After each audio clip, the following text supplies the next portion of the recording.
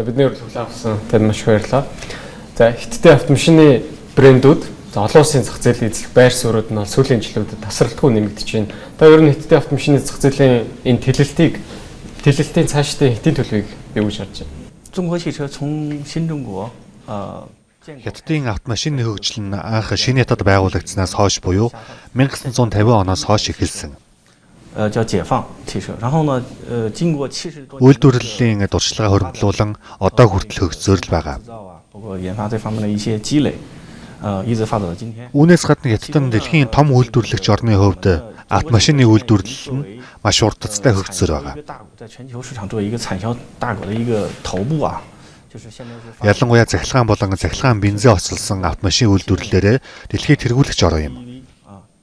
还有 PHEV 等等这些新能源这个发展的方面也是领先于全球的。OK， 第三个 2024 оны статистикаар Хятад улс нийт 641 мянган автомашин экспортлж, Япон улсыг анх удаа автомашины экспортын тоогоороо гүйцэж тэргүүллээ. 汽车出口的第一大国。 Тэгэхээр Geely Automobile Holdings компани ерөөдөө хятадд бол байр сууриа нэлээдгүй сайн баттгсан гэж харагдаж байгаа. 2024 онд компани цэвэр ашиг бараг 213%-аар өссөн юм үзүүлэлт байгаа.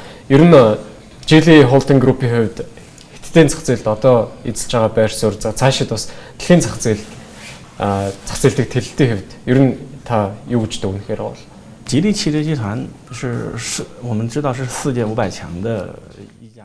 Geely Group нь дэлхийн шилдэг Fortune Global 500 компанийн нэг Хятад дахь автомашин үйлдвэрлэлээр тэргүүлэгч гэж үзэж болно. 在2024年的话呢，它销量排名第3位。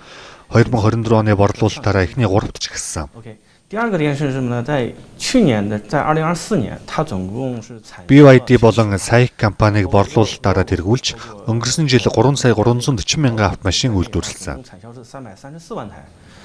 其中在出口在去年 2024 онд нийт экспортоор олон улсад нийлүүлсэн автомашины тоон 390 мянга хүрсэн нь дэлхийн зах зээлд 5 том тэмээр тархан борлуулагдж байна. 全球市场啊，基本上是5大洲啊，就是这个我们都能遍布吉利汽车。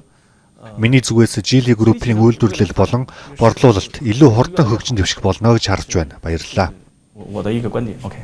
За танай компани Монгол дахь үйл ажиллагааны талаар асууя. За Geely компани хэд хэдэн бас брэндүүд хэдийнэ Монголд ороод ирсэн. Одоо ч гэсэн ер нь зам дээр бол харагддаг болсон байгаа. Тэгэхээр Монгол дахь үйл ажиллагаагаа ер нь юу гэж харж байна? За цаашдаа бас Монголын зах зээл илүү одоо олон автомашин нийлүүлэгч гэдэг юм уу? Ямар брэндүүдийг төлхөө оруулж ирэх юм бодолтой бол 蒙古市场啊，就是作为我们也是亚太地区。 Эхлээд Монголын зах зээл нь ерөнхийдөө Азийн бүсийн маш чухал бүсүүдийн нэг.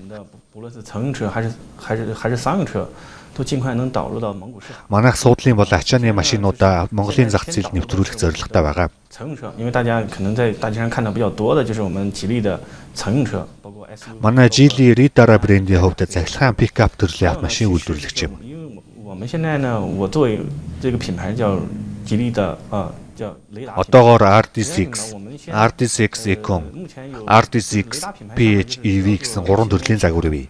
因为新能源我们主要是有几款车型啊，第一款就是我们的 RD6。 RD6 Econ буюу ачааны төрлийн загвараас гадна RD6 PHEV буюу захилгаан бензин ослсон загварыг эх 7 дугаар сард нийлүүлнэ. PHEV 车型，那 PHEV 车型的话，就可能就这个能解决我们就充电。 Энэ загварын хувьд сэнэг дууснаа гэсэн асуудлуудыг шийдэж өгнө. 还有我们后续要导入的，包括我们的全球车型能达到碰撞5星的啊。 Дараагийн гарах загвар буюу KP11 нь CSAP туршилтын 5 удаатай загвар гээд Geely Ridara-гийн дараагийн бүх загваруудаа Монголын зах зээлд нийлүүлэх төлөвлөгөөтэй байгаа. 现有的这些产品都一个一个来导入到蒙古市场。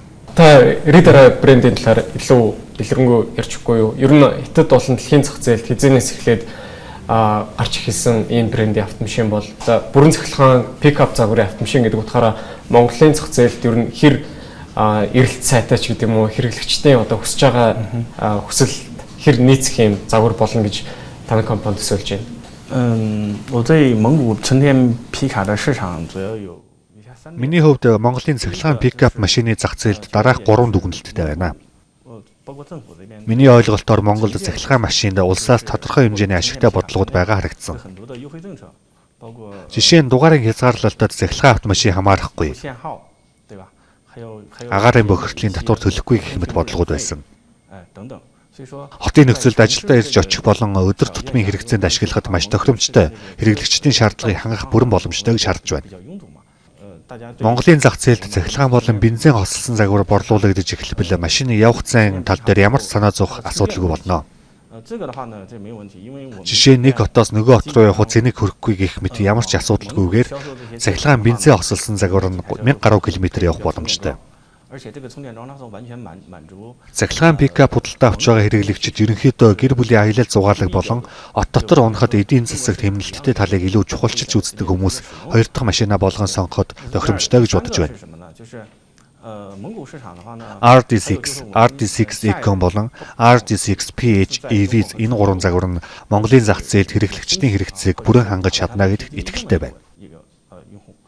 Тэгэхээр Reader брэнд өөрөө одоо хятад улсад хэр одоо эрэлт өндөртэй загвар гэдэг юм бол үүнээс гадна бас олон улсад хэрэглэгчид пикап загварын бүрэн цахилгааны Reader брэндийг хэр одоо сонирхож худалдаа авч байна. Экспортын хувьд ер нь зарим том мэдээлэлсээ тавуулцгүй. 在中国市场，就是新能源皮卡啊， Хятадын зах зээлд RD6 цахилгаан пикап нь Geely Group-ийн хүчирхэг судалгааны болон технологийн чадварлаг байгууллагууд бүтээсэн шинэ загвар юм. 强大的一个叫研发和技术能力的基础上开发的一款产品。 Хятад дахь цахилгаан пикап машины борлуулалтын 60%-ийг Geely Reader-аар эзэлдэг. Дотооддоо бол номер 1 гэж хэлж болно. 它基本上80%的中国纯电的这些皮卡都是由 Дэлхийн зах зээлд гэвэл 2023-аас 24 оны борлуулалтаараа эхний дөрөвч гисэн. 对标全球的新能源皮卡，雷达品牌的话呢， Одоогийн байдлаар манай бүтээгдэхүүн дэлхийн нийт 5 төв 80 гаруй оронд борлуулагдж байна. 2023 оноос эхлэн олон улсад экспортлсноос хойш одоо хүртэл нийт 3000 гаруй Geely Reader автомашиныг дэлхийн зах зээлд нийлүүлэн гаргасан байна.